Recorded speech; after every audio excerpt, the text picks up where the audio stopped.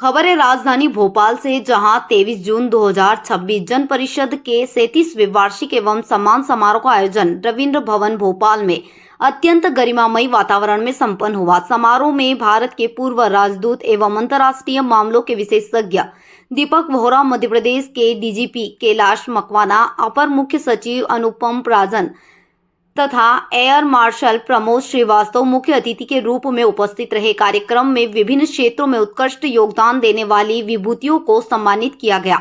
अपने प्रेरक उद्बोधन में पूर्व राजदूत दीपक वोहरा ने कहा कि जन परिषद की 37 वर्षों की गौरवशाली यात्रा, उनके सेवा कार्यों तथा राष्ट्रीय अंतर्राष्ट्रीय स्तर पर स्थापित पहचान को देखते हुए यह विश्वास पूर्वक कहा जा सकता है कि आने वाली पीढ़ियां जन परिषद के रचनात्मक गीतों को गुनगुनाएगी। उन्होंने कहा कि विश्व आज अनेक चुनौतियों और अस्थिरताओं के दौर से गुजर रहा है। ऐसे समय में जन परिषद जैसी संस्थाएं समाज को सकारात्मक दिशा प्रदान कर रही है।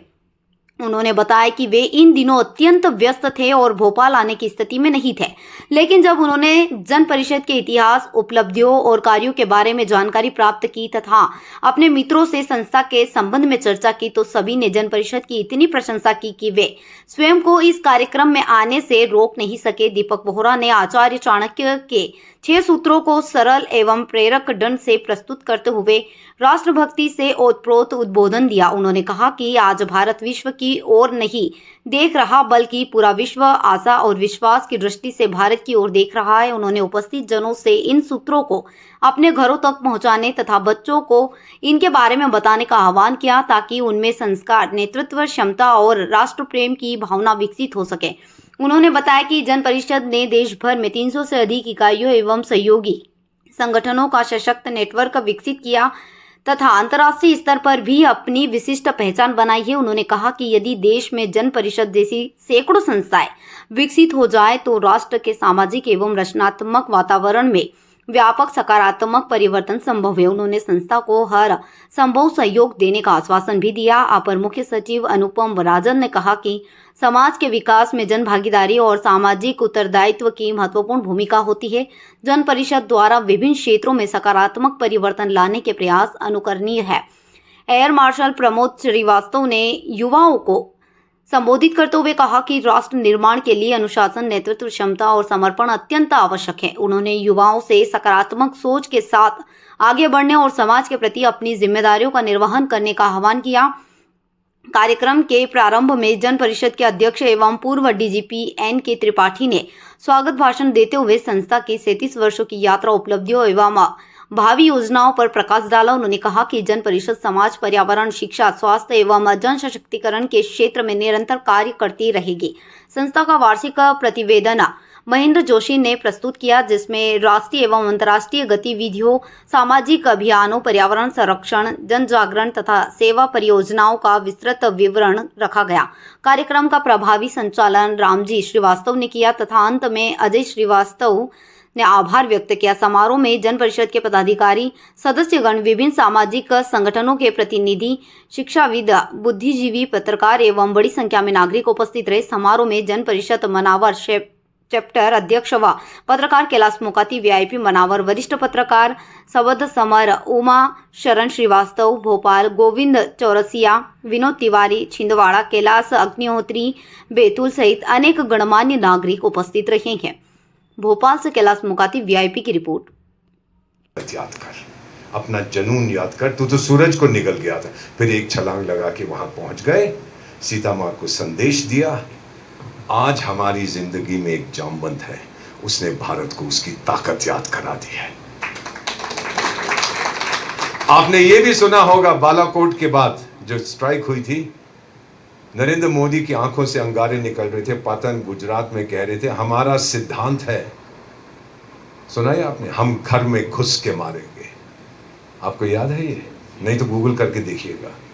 मैं दूर से देख रहा था, मेरी औकात नहीं है कि जाके पूछूं आप क्या कह रहे हैं, क्योंकि मुझे तो सिखाया गया था, कोई यहां तमाचा मारे मैं बोलूं जी इधर भी मार दे, कोई पेट में लात मारे मैं कहती जी पीठ में भी लात मार दे।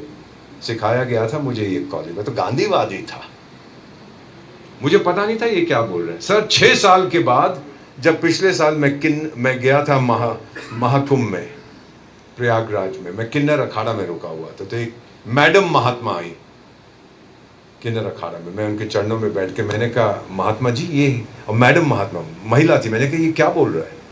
कहती है रामायण पढ़ी है। मैं कहा महात्मा जी हर सनातनी ने रामायण पढ़ी है, मैं पठान का बेटा, सिखनी का बेटा, मैं तो सनातनी हूँ। तो कहती आखिरी चीज़ हनुमान ने क्या की थी उस द्वीप में? मैंने कहा आने से पहले महल को आग लगा दी थी। कहती है हजारों साल पहले हमने घर में घुस के मारा था।